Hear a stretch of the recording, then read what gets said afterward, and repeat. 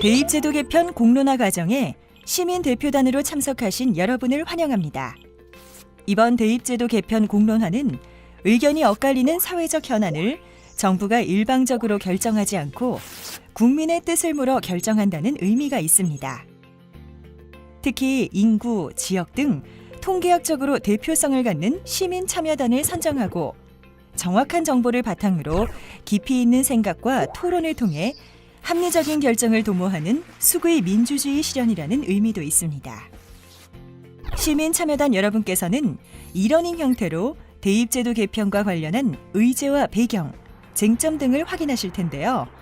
오늘은 첫 번째 주제로 대입제도 개편에 대한 이해를 높이기 위하여 공론화의 정의와 의미, 공론화의 의의, 공론화위원회 구성 및 운영, 공론화 추진 방법, 공론화 절차 및 주요 일정, 공론화 수의 과정 및 시민 참여단의 역할에 대해 말씀드리겠습니다. 먼저 공론화의 개념에 대해 알아보겠습니다. 공론이란 사전적 의미로 여럿이 모여 의논하는 것을 말하는데요. 여기서는 대입제도 개편과 관련하여 국민 사이에서 형성되는 일정한 의견을 말합니다. 공론화란 특정한 공공정책에 대해 다양한 이해관계자들의 의견을 민주적으로 수렴하여 정책을 결정하는 절차를 의미합니다. 따라서 이번 공론화의 목적은 대입제도 개편과 관련 시민 대표 참여단의 최종 조사 결과를 정부에 권고하는 것입니다. 현 정부는 정부가 지향하는 민주주의 형태로 국민 중심의 민주주의를 표방하고 있습니다. 국민 중심의 민주주의는 주권 실현 방식으로 국민 제안과 함께 국민 수기와 국민 결정을 제시하고 있습니다. 또한 공론과 합의에 의한 정책 결정이라는 과정의 민주주의를 추구하여야 할 방향으로 설정하고 있습니다. 공론화는 다양한 참여적 의사결정 기법의 하나입니다. 공론화는 정책 결정 과정에서 이해관계자뿐만 아니라 전문가 및 일반 시민들이 참여하여 수의 과정을 통해 의사결정을 이루는 일련의 과정을 의미합니다. 바로 대입제도 개편과 같이 다양한 의견이 있는 사안에 대하여 국가정책의 공정성, 수용성을 확보할 수 있습니다. 이번 대입제도 개편을 위한 시민참여형 조사는 2017년 신고리 5-6호기 공론화 조사 이후 정부에서 두 번째로 시행하는 대규모 시민참여형 조사입니다.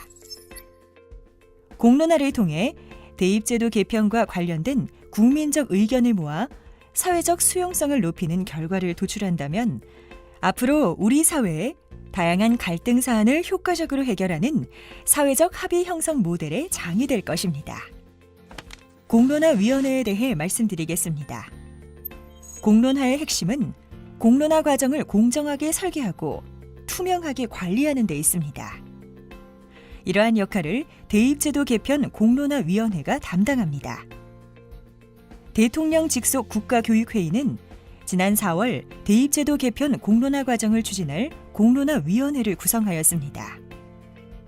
공론화위원회는 김영란 전 국민권익위원회 위원장을 중심으로 총 7명으로 구성되어 있으며 교육 전문가 등 이해 당사자보다는 객관적이고 중립적인 입장의 갈등 관리, 조사 통계, 언론 부분의 인사로 선정되어 공론화 업무를 독립적으로 수행하고 있습니다.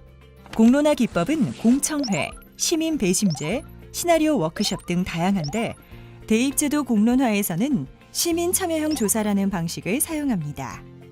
시민 참여형 조사와 여론조사는 시민들의 의견을 집단적으로 수집, 확인하는 절차라는 점에서 동일합니다. 하지만 여론은 일반 국민들이 가진 평상시의 수동적 의견인 반면 공론은 학습과 토론이라는 수의 과정을 통해 충분한 정보와 지식을 갖춘 능동적 시민들의 의견이라는 점에서 다릅니다. 그래서 공론은 여론보다 훨씬 질 높은 집단 의견으로 평가되고 있습니다. 공론화 절차는 대국민 조사를 통해 시민 참여단을 구성하고 대입제도 개편을 위한 1차 수기 토론회와 약 2주간의 수기 과정 및 2박 3일의 2차 수기 토론회를 통해 최종 조사에 임하게 됩니다. 시민 참여단은 우리나라 전체 국민을 대표하는 표본을 추출하는 대국민 조사와 대국민 조사 응답자 중 학습과 토의를 위한 1, 2차 수기 토론회에 참여할 시민 참여단을 선정하는 조사를 통해 선정하였습니다. 대국민 조사에서는 엄격한 유무선 전화번호 무작위 추출을 통해 총 2만 명을 조사하였으며 대국민 조사에서 토론회 참석 의향을 밝힌 응답자 중 성, 연령 등 인구 통계학적 분포 및 대입제도에 관한 의견 등 다양한 변수를 고려하여 최종적으로 500명의 시민 참여단을 선정하였습니다. 공론화 수기 과정은 2개로 나뉘는데 기본 수기 과정과 지원 수기 과정입니다.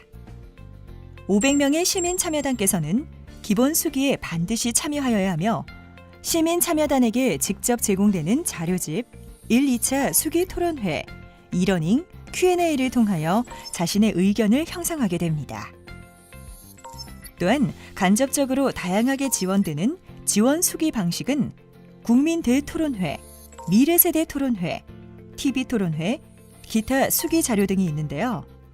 시민 참여단은 이를 통해 자신의 의견을 향상하는 데 도움을 받을 수 있습니다. 시민 참여단에서 모아진 의견은 공론화위원회에 전달되며 시민 참여단의 의견을 바탕으로 공론화위원회 및 국가교육회의가 2022학년도 대입제도 개편 방안에 대한 권고안을 작성하여 교육부로 8월 초에 이송할 계획입니다.